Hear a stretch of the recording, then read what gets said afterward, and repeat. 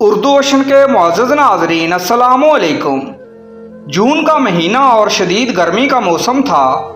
मैं बाइक पर सवार किसी काम से गांव जा रहा था कि एक वीरान जगह पर मेरी बाइक पंक्चर हो गई। मैंने बाइक कच्ची सड़क के किनारे खड़ी कर दी और मदद मिलने का इंतज़ार करने लगा, क्योंकि इतनी गर्मी में बाइक घसीट कर ले जाना आसान नहीं था, वो भी इस सूरत में जब दूर दूर तक इंसानी आबादी ना हो। मुझे खड़े खड़े काफ़ी वक्त गुजर गया, लेकिन कोई भी उस सड़क से नहीं गुजरा। मैं उस वक्त को कोस रहा था जब मैंने उस तरफ आने का इरादा किया। एक तो गर्मी इंतहा की थी, ऊपर से प्यास की वजह से मेरा हलक खुश्क हो रहा था। मैंने बाइक को लाक लगाकर उधर ही छोड़ दी और ख़ुद पानी की तलाश में एक तरफ को चल दिया। थोड़ा सा चलने के बाद मुझे एक बहुत बड़ा बाग नज़र आया।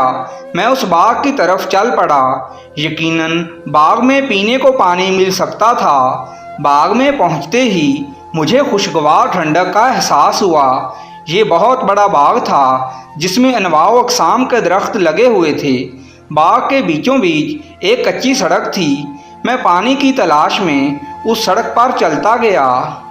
थोड़ा आगे मुझे एक कच्चा मकान नज़र आया जो दरख्तों में घिरा हुआ था। हो सकता है वहाँ बाग का माली रहता हो, उसके पास यकीनन पानी मिल जाएगा। मैं उस मकान में दाखिल हुआ तो एहसास हुआ कि यहाँ शायद बहुत सालों से कोई आबाद नहीं हुआ। दीवारें गिरी हुई थीं और कमरे की हालत खस्ता थी। अचानक मुझे कुछ आवाज़ें आईं। वो किसी औरत की आवाज़ें थीं। मैंने गौर से सुना तो आवाज़ें उसी कमरे से आ रही थीं। मुझे तजस्सुस जाग उठा। मैंने कमरे की टूटी खिड़की से अंदर झांका तो शर्म से मेरे कान सुर्ख हो गए। कमरे के बीचों बीच एक पुरानी सी चारपाई पर दो लड़कियां बरहना हालत में लेटी एक दूसरे के साथ काबिल एतराज़ हरकतें कर रही थीं। जब एक लड़की दूसरी के साथ नाजेबा हरकत करती तो वो दोनों हंसने लगती। मुझे समझ नहीं आ रही थी कि ये दोनों कौन हैं और यहाँ बाग में वीरान कमरे में कैसे पहुँच गईं। फिर मेरा ज़ब्त जवाब दे गया। मैंने उन दोनों को ललकार कर कहा कि रुको ज़रा, मैं आता हूँ अंदर। तुमको शर्म नहीं आती ऐसी घटिया हरकतें करते हुए? मेरी आवाज़ सुनकर वो दोनों चौंक गईं। मैंने सोचा कि इनको पकड़कर इनके माँ बाप के हवाले करता हूँ और उनको बताऊँगा कि अपनी औलाद पर नज़र रखो, कैसे कैसे कारनामे अंजाम देती हैं इस वीराने में आकर। खिड़की से हटकर मैं कमरे के दूसरी तरफ गया जहाँ एक खस्ता हाल दरवाज़ा गिरने के करीब था। मैंने दरवाजे को धक्का दिया और कमरे में दाखिल हो गया, लेकिन मेरे औसान ख़ता हो गए जब मैंने देखा कि कमरे में चारपाई तो पड़ी है, लेकिन वहाँ पर कोई लड़की मौजूद नहीं थी। मैं जल्दी से बाहर निकला और पूरे घर में घूम फिर कर देख आया, लेकिन लड़कियाँ तो दूर की बात, वहाँ लड़कियों का निशान भी नहीं था। मुझे बहुत हैरत हो रही थी।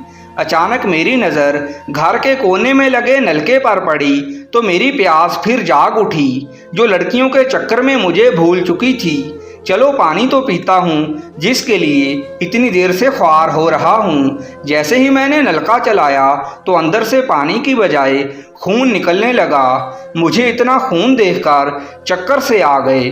मेरा सर घूमने लगा। मेरे दिमाग में ख्याल आया कि जितनी जल्दी निकल सकते हो यहाँ से निकल जाओ, वरना मारे जाओगे। ये तो भूतों का घर है जहाँ मैं घुस आया हूँ। मैं उल्टे कदमों उस मकान से बाहर भागा और जितना तेज़ दौड़ सकता था दौड़ पड़ा। मुझे अपने पीछे लड़कियों की वही हंसी सुनाई दे रही थी। मैं बड़ी मुश्किल से सड़क पर अपनी बाइक के पास पहुंचा। उसी वक़्त मुझे एक ट्रैक्टर ट्राली वाला अपनी तरफ आता दिखाई दिया। मेरे पास आकर उसने ब्रेक लगाई और कहने लगा कि बाबू खैर तो है, इस वीराने में कहाँ खड़े हो?